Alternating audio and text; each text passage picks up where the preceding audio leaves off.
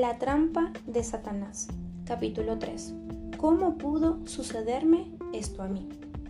Y les respondió José: vosotros pensasteis mal contra mí, mas Dios lo encaminó a bien. Génesis capítulo 50 versículos 19 y 20. En el primer capítulo agrupamos a todas las personas ofendidas en dos grandes categorías. La primera, aquellas que han sido realmente tratadas en forma injusta. Y la segunda, aquellas que creen haber sido tratados en forma injusta, pero en realidad no lo fueron. En este capítulo quiero referirme a la primera categoría. Comencemos formulándonos una pregunta.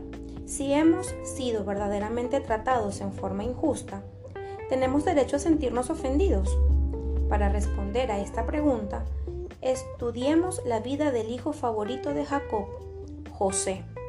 Está en Génesis capítulo 37, versículo 48. El sueño se convierte en pesadilla. José era el hijo número 11 de Jacob. Sus hermanos mayores lo despreciaban, porque su padre lo favorecía y lo había destacado regalándole una túnica de varios colores. Dios le dio dos sueños a José. En el primero, vio manojos de granos en medio del campo. Su manojo estaba erguido y los de sus hermanos se inclinaban ante él. En el segundo sueño vio la luna, el sol y 11 estrellas, que representaban a su padre, su madre y sus hermanos, inclinándose ante él. Cuando José relató estos sueños a sus hermanos, naturalmente, ellos no compartieron su entusiasmo, solo lo odiaron aún más. Poco después, sus 10 hermanos mayores salieron a hacer pastar el ganado de su padre en el campo. Cuando vieron venir a José, conspiraron contra él, diciendo: ahí viene el sanador, matémoslo, entonces veremos qué será de sus sueños. Él dice que va a ser líder por encima de nosotros, que trate de gobernarnos estando muerto. Así que lo echaron en un pozo para que muriera. Le quitaron la túnica, la rasgaron y la mancharon con sangre de animales para convencer a su padre de que José había sido devorado por una bestia salvaje. Pero luego de arrojarlo al pozo, vieron un grupo de israelitas que iban camino a Egipto. Entonces Judá dijo: «¡Hey! Esperen un minuto, muchachos. Si lo dejamos pudrirse en el pozo, no nos será de ningún provecho. Hagamos algo de dinero, vendámoslo como esclavo. Para nosotros será lo mismo que si hubiera muerto. Nunca volverá a molestarnos y nos repartiremos el botín». Así que lo vendieron por 20 piezas de plata. José los había ofendido, por eso lo traicionaron, quitándole su familia y su herencia. Tengamos en cuenta que fueron sus hermanos quienes hicieron todo esto, hijos de un mismo padre, su misma carne y sangre. Ahora bien, nuestra cultura es tan diferente de la de estos hombres, que nos resulta difícil comprender la gravedad de lo que hicieron. Solo matarlo podría haber sido peor. En tiempos bíblicos era muy importante tener hijos. Los hijos de un hombre llevaban su nombre y heredaban todo lo que él tenía. Los hermanos de José le impidieron recibir el nombre de su padre y su herencia. Tacharon su nombre, quitándole por completo toda su identidad.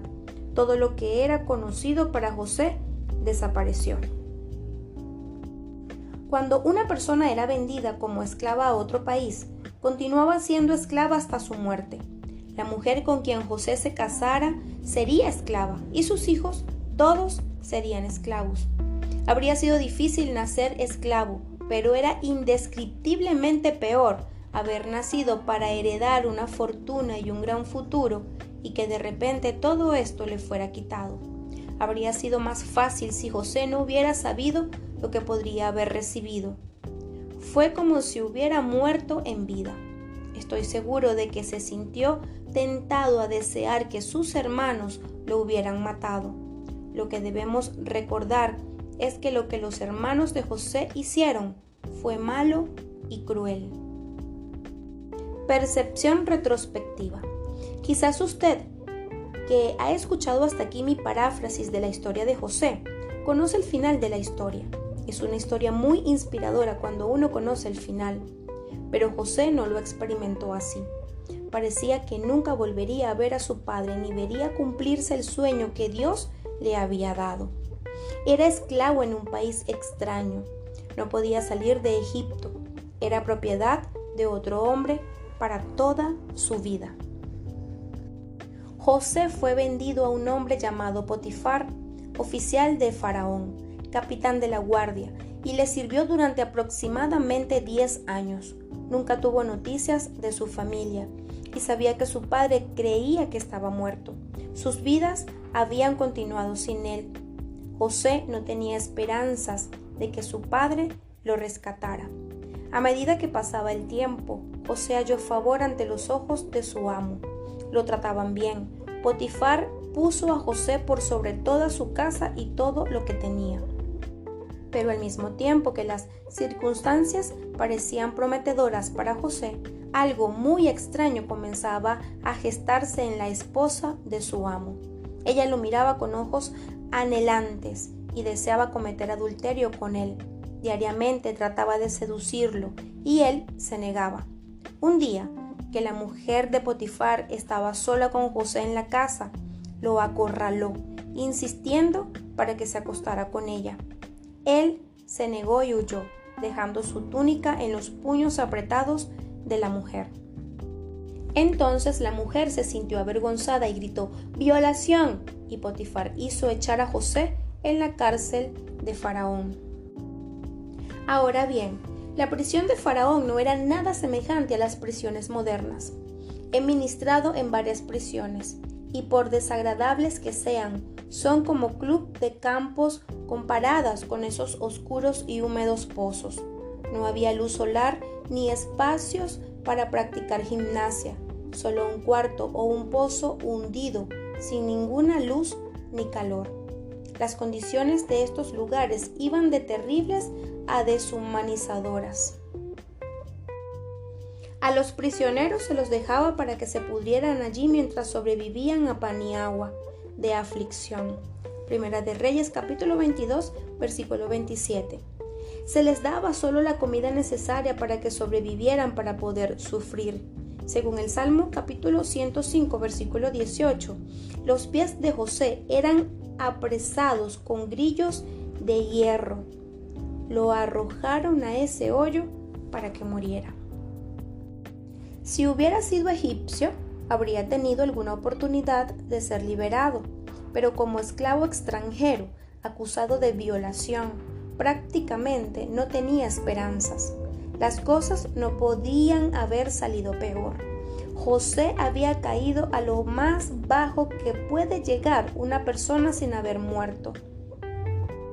¿Puede usted oír lo que José pensaba en la húmeda oscuridad de ese calabozo? Serví a mi amo con honestidad e integridad durante más de 10 años. Soy más fiel a él que su propia esposa. Fui leal a Dios y a mi amo. Huí de la inmoralidad sexual cada día.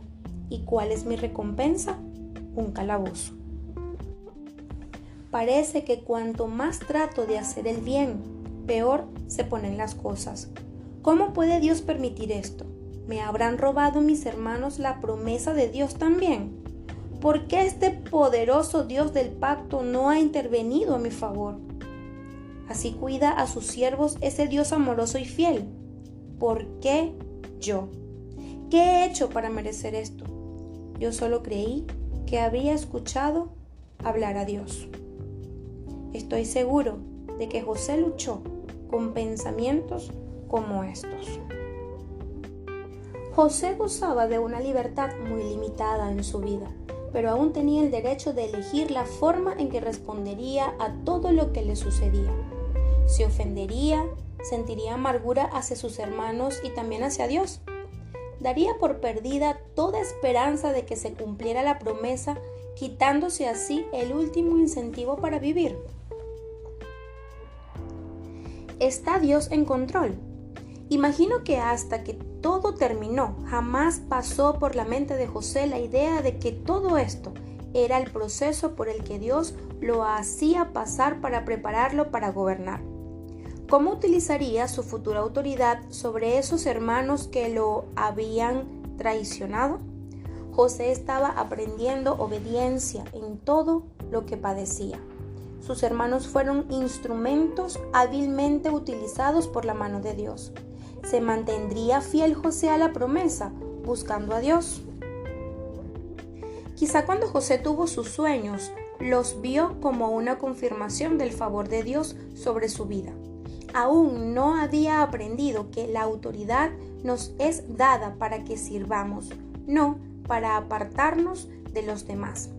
Muchas veces, en estos periodos de preparación, nos concentramos en lo imposibles que son nuestras circunstancias, en lugar de la grandeza de Dios. Por consiguiente, nos desalentamos y necesitamos culpar a alguien, así que buscamos a quien nos parece que es culpable de nuestro infortunio.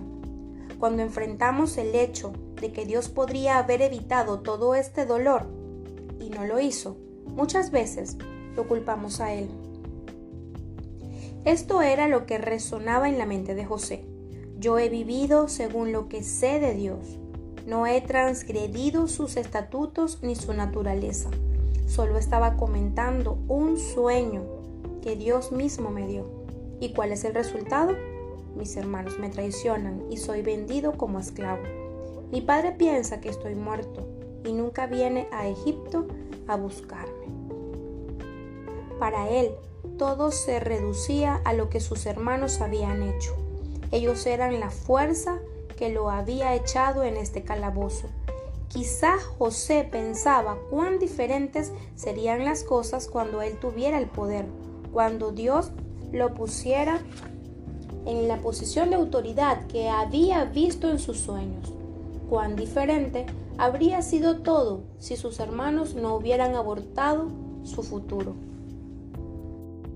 ¿Cuántas veces escuchamos a nuestros hermanos y hermanas caer en la misma trampa de asignar culpas? Por ejemplo, si no fuera por mi esposa, yo estaría en el ministerio. Ella me lo impide.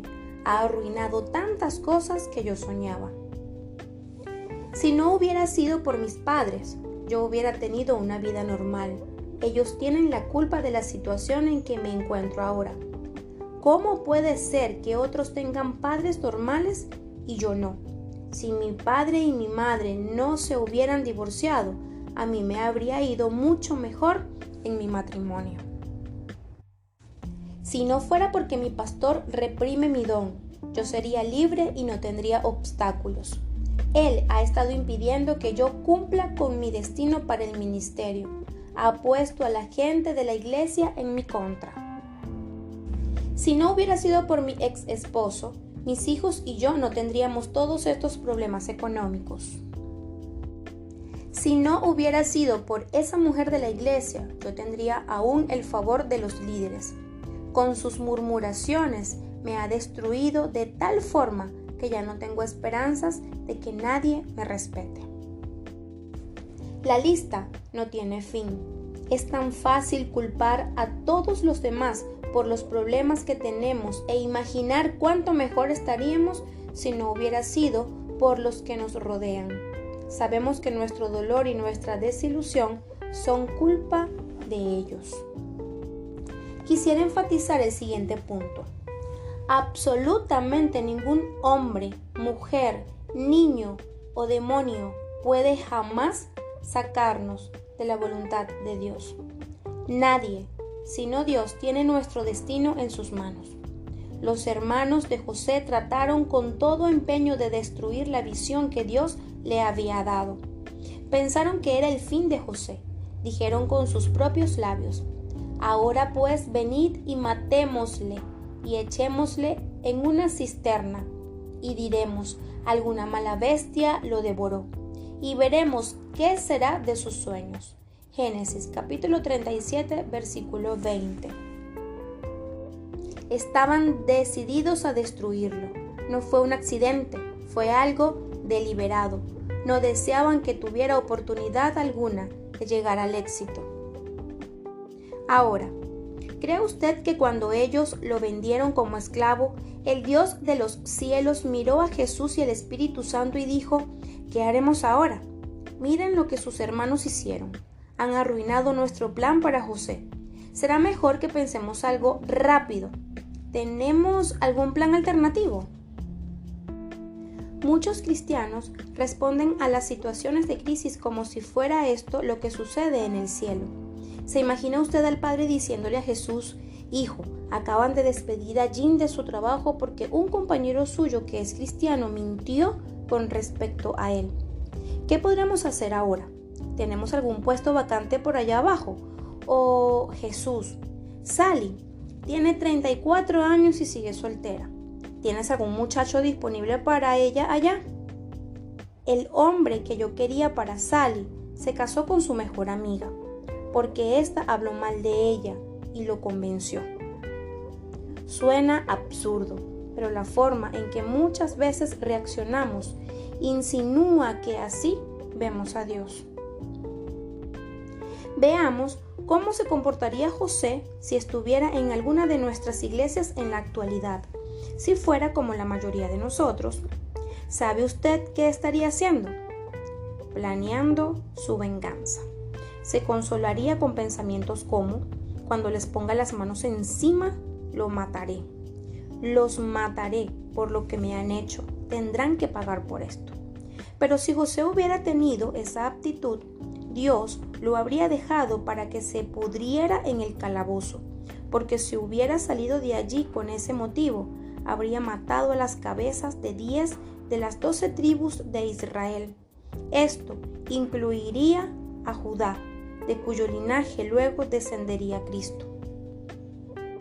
Sí, los que trataron con tanta hazaña a José fueron los patriarcas de Israel, y Dios había prometido a Abraham que de ellos saldría una nación.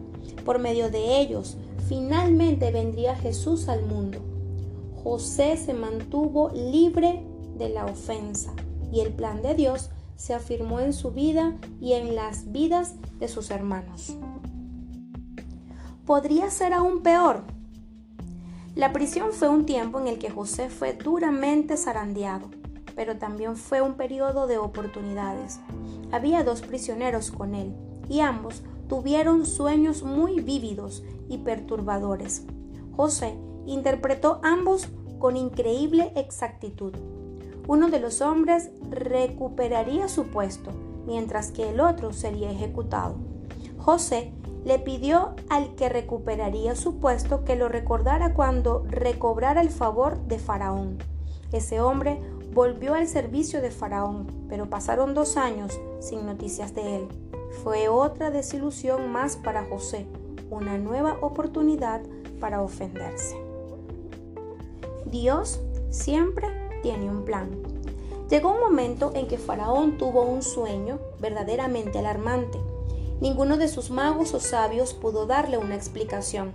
Fue entonces que el siervo que había vuelto a su puesto después de estar en la cárcel con José recordó a su antiguo compañero y comentó a Faraón que José había interpretado los sueños de su compañero y de él mismo, estando en la prisión.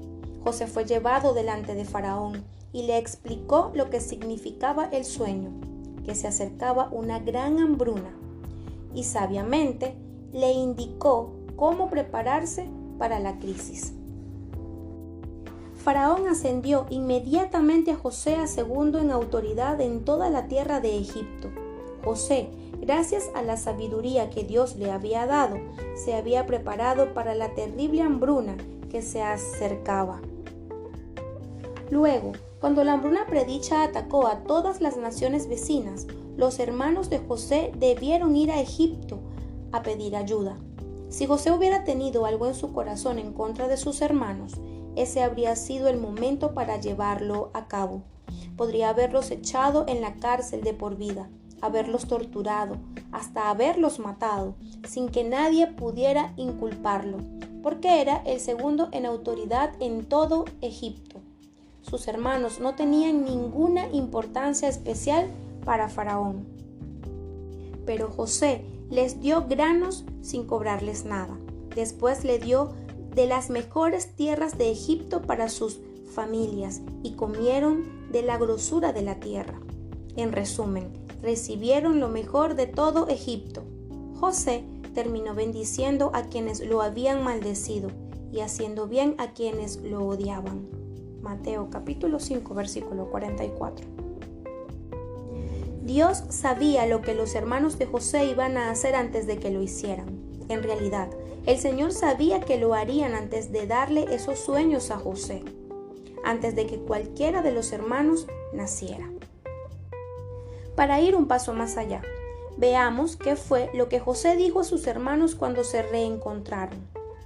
Ahora pues, no os entristezcáis, ni os pese de haberme vendido acá, porque para preservación de vida me envió Dios delante de vosotros. Pues ya ha habido 2 años de hambre en medio de la tierra, y aún quedan 5 años en los cuales ni habrá arada ni siega. Y Dios me envió delante de vosotros para preservaros posteridad sobre la tierra, y para daros vida por medio de gran liberación. Así pues, no me enviasteis acá vosotros, sino Dios. Génesis capítulo 45, versículos del 5 al 8. Observemos lo que dice el salmista. Trajo hambre sobre la tierra y quebrantó todo sustento de pan. Envió un varón delante de ellos, a José, que fue vendido por siervo. Salmo capítulo 105, versículos 16 y 17. ¿Quién envió a José? ¿Sus hermanos o Dios?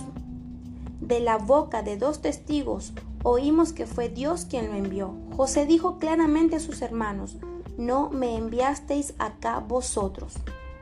Escuche lo que dice el Espíritu.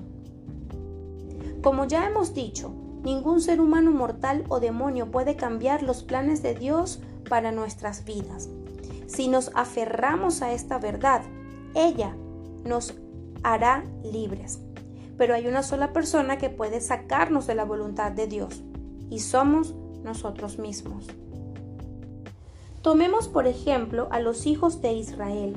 Dios había enviado un libertador, Moisés, para sacarlos de la esclavitud bajo los egipcios de la tierra prometida.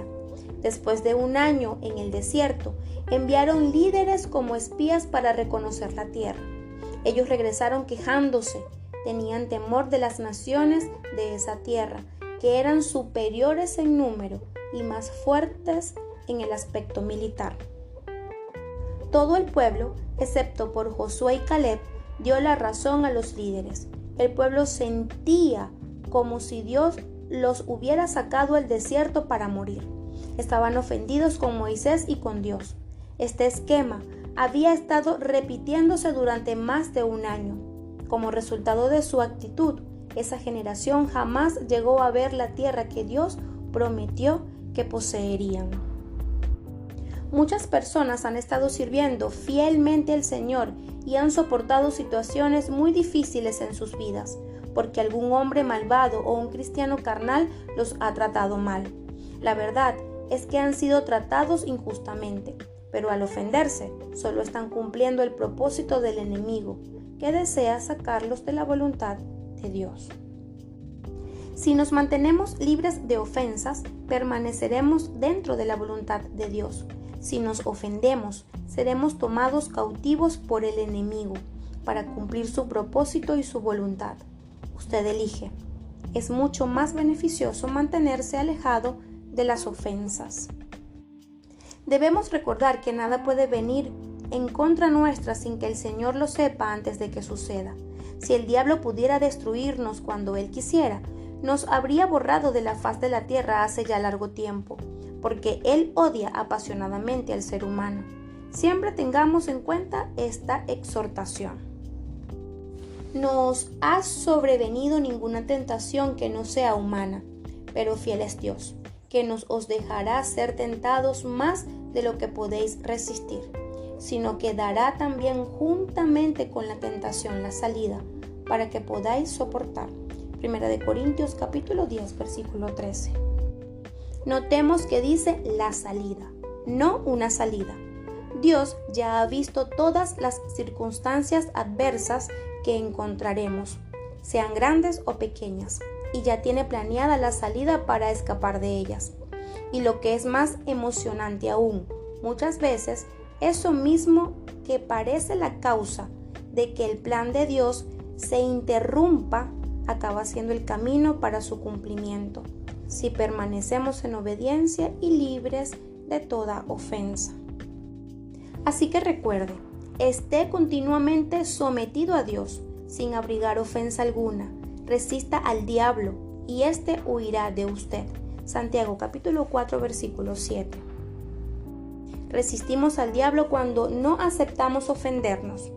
El sueño o la visión probablemente se cristalice en una forma diferente de como nosotros lo planeamos, pero la palabra de Dios y sus promesas no fallarán. La única posibilidad de que se frustren se produce cuando desobedecemos. Otra clase de traición. No muchas personas han sido tratadas como José fue tratado por sus hermanos. No habría sido tan doloroso si hubiera sido sus enemigos los que lo hicieron. Pero estos eran sus hermanos, su carne y su sangre. Eran aquellos que supuestamente debían alentarlo, apoyarlo, defenderlo y cuidarlo. ¿Podría haber una situación peor de maltrato que la que debió soportar José?